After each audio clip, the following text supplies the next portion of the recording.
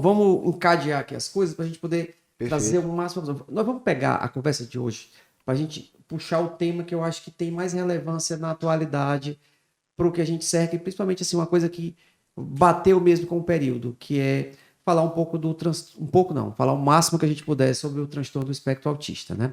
É algo que, para todos nós, pais, para quem é pai, para quem é mãe, se tornou uma certa forma de angústia. Angústia porque alguns estão angustiados para fazer o diagnóstico, outros já estão diagnosticados e precisam fazer o tratamento, outros precisam fazer o acompanhamento. Então, a tua formação de neurologia, ela te coloca no ponto do diagnóstico, mas também te coloca no ponto do acompanhamento, não é verdade? Com E certeza. você é neuropediatra e neurologista também de adolescentes e adultos. E eu estava conversando contigo ali antes, o que a gente mais enfrenta hoje em dia é a dificuldade do diagnóstico, não é verdade? Até porque muitas pessoas que já são adolescentes e adultos, eles estão começando a descobrir que podem ter a alteração. E, às vezes, eles ficam ou acanhados ou desinformados de procurar esse diagnóstico. Eles não sabem quem procuram, acham que é doença de criança, acham que dali vai passar, e o que tem que ter é diagnóstico e acompanhamento, né? Então, vamos arrumar o meio de campo, como a gente diz no futebol, né? Vamos começar. O diagnóstico. Diagnostica criança, diagnostica adolescente e diagnostica adulto. Qual o primeiro passo da mãe e do pai e depois do próprio quando ele é adolescente e adulto? Perfeito. Alexandre, acho que isso é uma demanda que tem aumentado bastante, né? Nós que somos neurologista e neuropediatra, a gente tem uma demanda altíssima principalmente buscando o diagnóstico, como você falou, né? E o primeiro grande entrave é que os critérios diagnósticos eles estão elencados numa classificação internacional, né? Que é o DSM. A última versão agora é o DSM-5. E se você for ler os critérios diagnósticos, eles são exclusivamente clínicos, né? E contemplam características que são eminentemente clínicas, né? Então, se você for procurar um profissional, seja médico ou não médico, que não tenha uma experiência de já ter observado ou diagnosticado previamente e acompanhado alguma pessoa com o transtorno do espectro autista, né, que é o TEA, ele vai se confundir bastante, né? Porque o paciente quer saber assim, tem algum exame que eu possa fazer que diagnostique? Será que se eu fizer um eletroencefalograma, uma tomografia do crânio, um eletroencefalograma, uma ressonância, um exame genético, será que ele dá o diagnóstico? E a resposta é não, né? Então, esse é o primeiro entrave, assim, se você procurar uma pessoa sem muita experiência naquela área, ela vai dar uma escorregada. Assim, os passos geralmente são de observação inicial dos pais ou dos familiares que cuidam daquela pessoa, né? Primeiramente falando das crianças.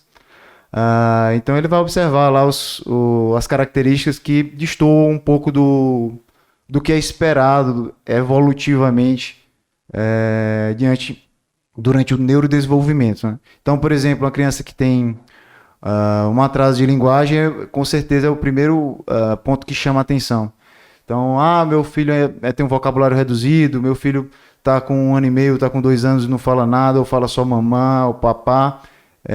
Sem dúvida, o atraso da linguagem é o que mais chama a atenção. Só que, se você for ver objetivamente, não é obrigatório ter um atraso de linguagem. Então, o pai, a mãe, o familiar ou a própria pessoa, no caso do adolescente e do adulto, tem que estar atento às outras alterações, por exemplo, de comportamento ou de interesses, né? Então, interesses restritos, comportamentos repetitivos, uma rigidez de comportamento, então você tem uma dificuldade de sair daquele padrão, né?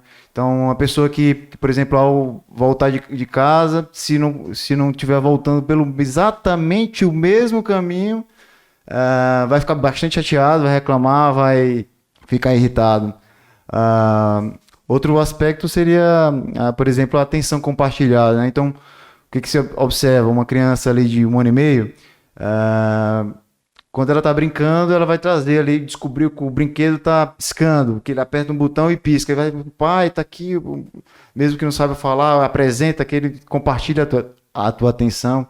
Ou, por exemplo, na hora de brincar, você tem a troca de turno, né? Então, tô brincando, tô montando aqui a minha torre, acabei, agora é a sua vez, né? Então, trocar de turno, fazer essa interação.